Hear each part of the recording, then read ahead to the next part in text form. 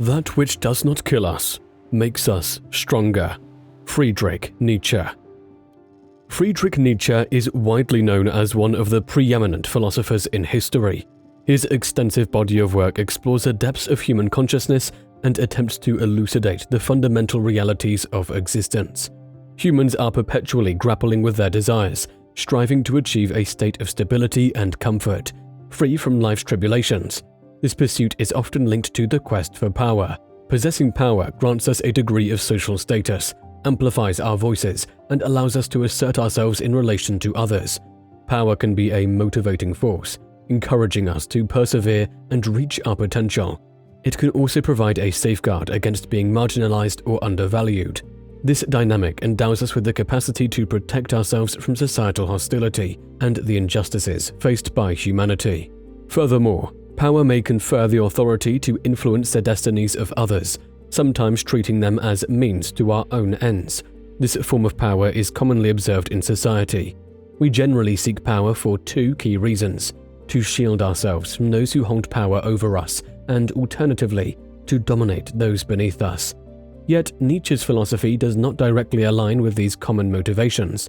Despite the dismissal and criticism he faced throughout his life for his unorthodox and controversial writings, Nietzsche did not advocate for wielding power over his detractors or those who stood below him. Instead, his desire for power was intrinsically linked to his pursuit of happiness. To understand this concept, let's get a closer look into the life of Nietzsche. Born into a devout Christian family, Nietzsche grew up with the teachings of Christianity and its promises of an afterlife free from suffering. The concept of an afterlife, a fundamental aspect of many religions, often offers a vision of a tranquil and ailment-free existence. However, during Friedrich's formative years, religious institutions in Germany were facing a period of significant decline. With the erosion of this traditional beacon of hope and joy, many individuals found themselves facing an existential crisis. Deprived of spiritual guidance, they often succumbed to self-loathing, which ultimately manifested as misanthropy. Simultaneously, those who viewed humanity solely in biological terms, as mere bones and flesh, risked misunderstanding our species as brutish beasts. This perspective could elicit contempt for all of humanity. During this period of religious decline in Germany, this biological view of humans became more prevalent. Many who lost their faith turned to nihilism, a philosophical belief that rejects religious and moral principles. This shift often resulted in an antagonistic attitude towards humanity's achievements. Observing these profound socio-cultural shifts, Nietzsche began to forge his own path. Witnessing the inadequacies of both the waning Christian worldview and the emerging nihilism, he gradually developed a critique of Christianity. Nietzsche became disenchanted with the Christian's faith emphasis on otherworldly promises, its promotion of an ascetic lifestyle, and its denial of the realities and complexities of human existence. His disillusionment with Christianity eventually prompted Nietzsche to articulate a philosophical approach that could provide purpose and potential for happiness to humanity. This novel perspective was not a mere synthesis of religious optimism and nihilistic skepticism. Instead, it represented an innovative reevaluation of traditional values. In his seminal work on the existential question of human existence, Will to Power, Nietzsche posits, "My idea is that every specific body strives to become master over all space and to extend its force, its will to power, and to thrust back at all that resists its extension." He implies that individuals must seek power, not out of a desire for domination or to exert control over others, but as a means to actualize their own potential. It's not about conquest, but rather self-realization. Nietzsche's concept of the Übermensch, or Superman, embodies this ideal of the self that has transcended its flaws, essentially becoming a superior being that regards human suffering with a sense of perspective. While such a state of being is likely unattainable in reality, it serves as an aspirational model towards which one could strive. Expanding on this, Nietzsche writes, "But it continually encounters similar efforts on the part of other bodies and ends by coming to an arrangement, union, with those of them that are sufficiently related to it. Thus they then conspire together for power, and the process goes on." Here Nietzsche suggests that in the pursuit of self-actualization, Individuals may encounter similar quests in others, leading to cooperation for mutual empowerment.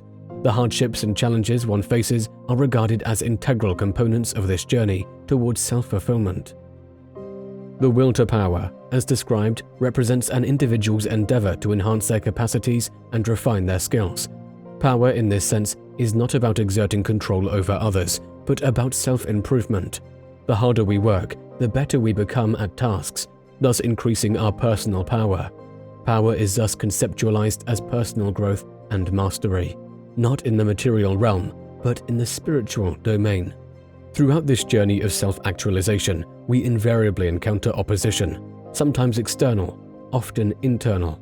These impediments in the form of doubt, guilt, or disgrace are overcome by exerting one's will to power. The will to power can only express itself against resistances. It seeks what resists it. All expansion, incorporation, growth is striving against something that resists. In other words, true accomplishment requires overcoming challenges. Like a monarch ruling over a deserted kingdom, a goal achieved without struggle is hollow.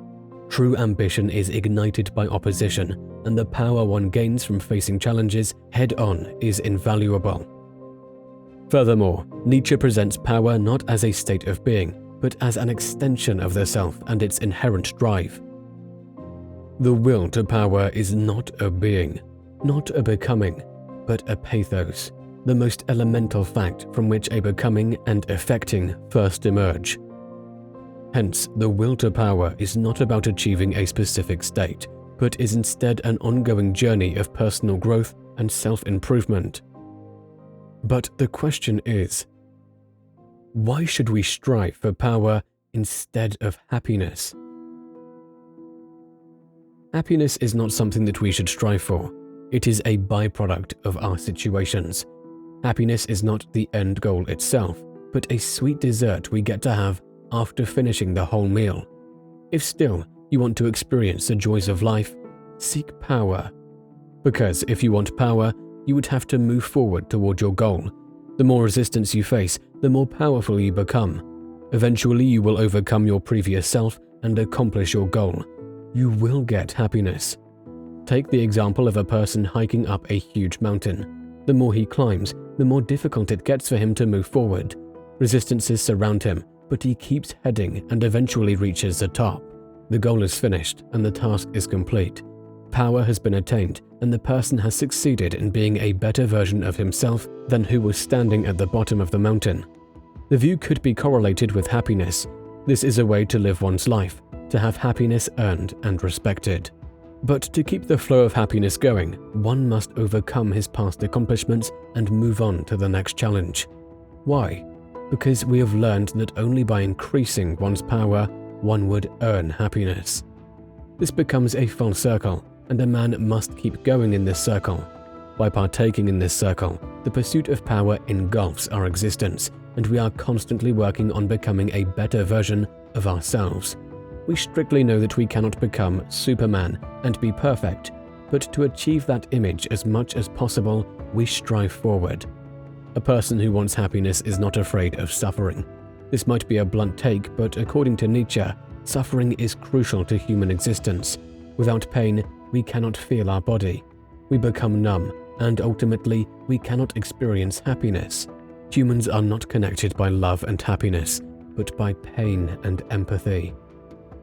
A person who doesn't experience pain experiences apathy. In other words, no real emotions.